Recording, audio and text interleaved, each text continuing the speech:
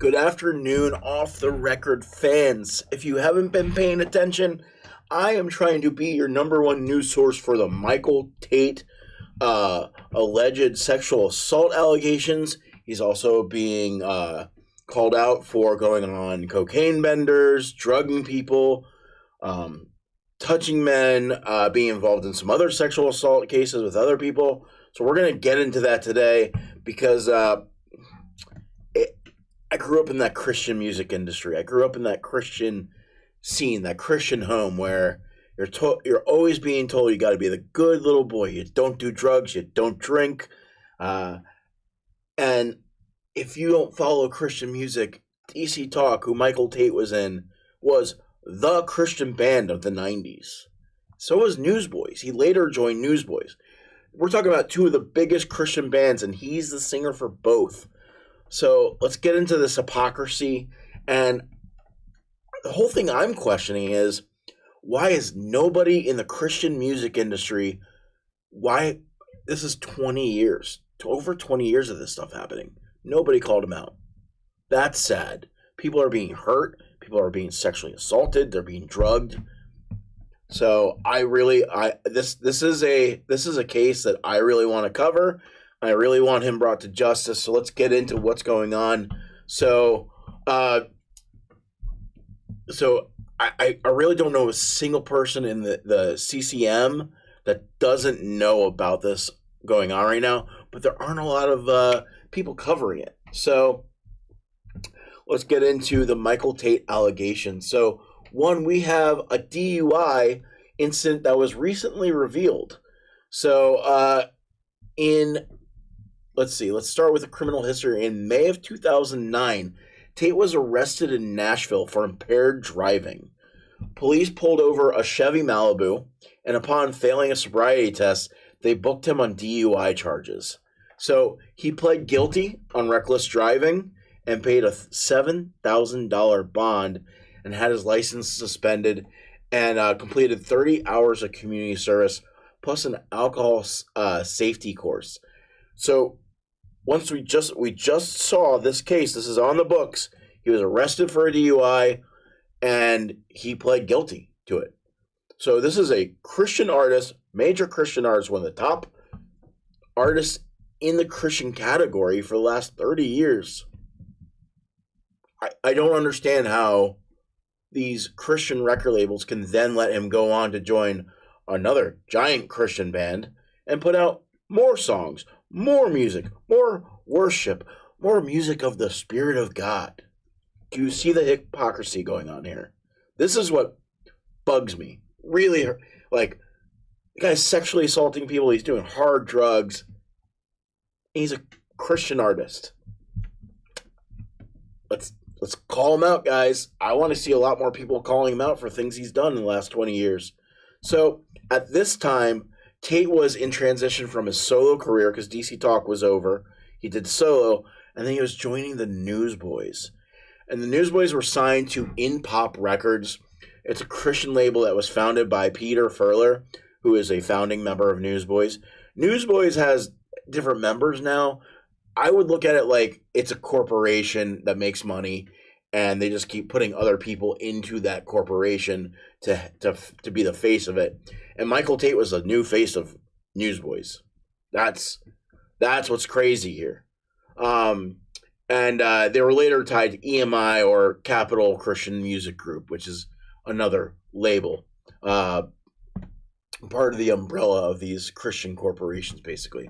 So let's get into number two, the allegations of the cocaine benders and the ghosting during studio sessions. So the musician Jeremy McCoy, who collaborated on the Newsboys album Born Again, in 2010, recalled that Tait frequently disappeared on, quote, cocaine benders, unquote, often missing recording sessions for days on end. So meanwhile, McCoy claims he lost 25% of songwriting credits as the royalties were split 4 ways instead of 3.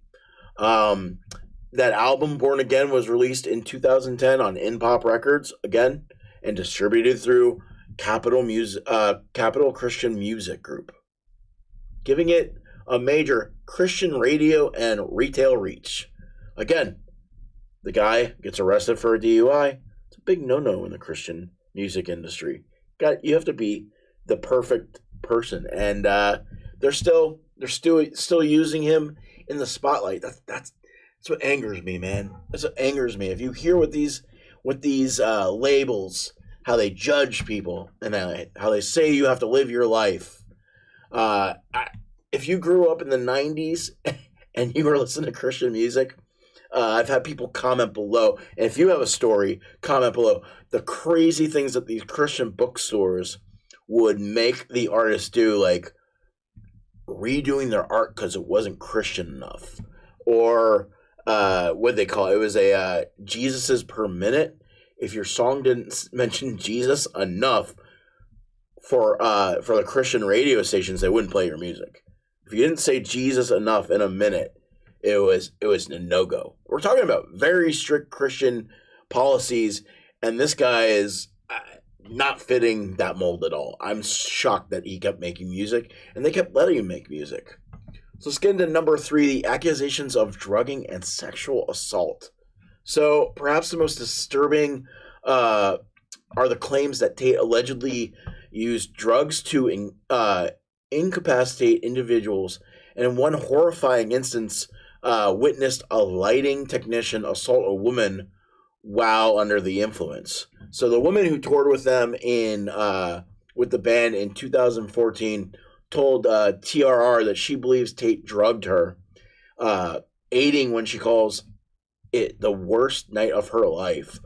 These allegations remain unverified in court, but if you watch the last segment I did, there's about a 12-minute segment on what was going on with Michael Tait in the news about 3 or 4 weeks ago. They talk a little bit more about the court procedures that are going on right now. He's actually being taken to court for sexual assault with a gentleman named Sean. So that's ongoing right now. We'll probably hear more about that in the next couple months. I'm going to guess by the end of the year. So let's get into number 4, the lines of accountability. Again, so the Roy's report reveals 6 separate incidences between 2009 to 2025. So 2025, suggesting that Newsboys management, especially the owner Wes Campbell and the tour manager Steve Campbell, may have known more than they admitted, both insisting that they were unaware of the abuse, with Wes describing Tait as the picture of a redemption story. Now, being in the music industry, coming from I own a marketing company. I've worked with multi-million-dollar corporations to build their websites. What managers don't know about their employees being arrested for a DUI? Talking about, this is public knowledge. You can put his name on Google and pull up these reports. So to have 2 of his managers, I had no clue he got arrested for a DUI. I want to call them out. This is ridiculous. So meanwhile, their label history shows that they had steadily supported the Newsboys, and they, let's see, their label history. They were steadily institutionally supporting the Newsboys, and the catalog that had been tied to Star Song, Sparrow Records, and later Capital Christian Music Group. But by June of this year, 2025, after the public confession and the growing allegations, Capital officially dropped the Newsboys. That stutters my mind. It's only until he gets called out that they actually take some sort of action. So let's get into the wider fallout of CCM. These allegations come with the growing wave of public accusations. Earlier in June, Tait himself posted "My Confession," a statement acknowledging 2 decades of cocaine and alcohol abuse, and, quote, unwanted sexual touching towards men, unquote. I don't see how, if you're a manager of a huge artist, you don't know about these things. You don't know the guy's high on coke. You don't know the guy's drunk all the time. I expect a lot better from an industry that judges everyone. So I just I am flabbergasted at the amount of things that are stacking up, and I have a feeling we're going to see a lot more. You have one person that's already taking him to court for sexual assault. Who knows what else is going to come out in the next month? All this stuff happened in June. It's now the beginning of September. There are 4 or 5 people that have come out with allegations of sexual assault. So I mean, this is I think this is going to be a big case towards the Christian music industry. You guys, you can't hide from this, guys. You covered up sexual assault, covered up drug use in an industry where everybody must be a perfect Christian. Everybody's got to toe the line. Sad. So comment below if you guys have ever seen Newsboys live, DC Talk live. Let me know if you have any sort of encounters with Michael Tait. I did talk to a friend that had been around him, and she said my gaydar is very strong. I always knew he was somewhere in that line of being involved with men or wanting men, and I've never met them. I was never around DC Talk. That was a little too highbrow Christian for me when I was growing up. But comment below. I would love to hear what you guys think. Again, I will be following this, so make sure you subscribe. I am going to be the #1 person covering this on the internet until it blows up. So, thank you for watching. Have a great day, and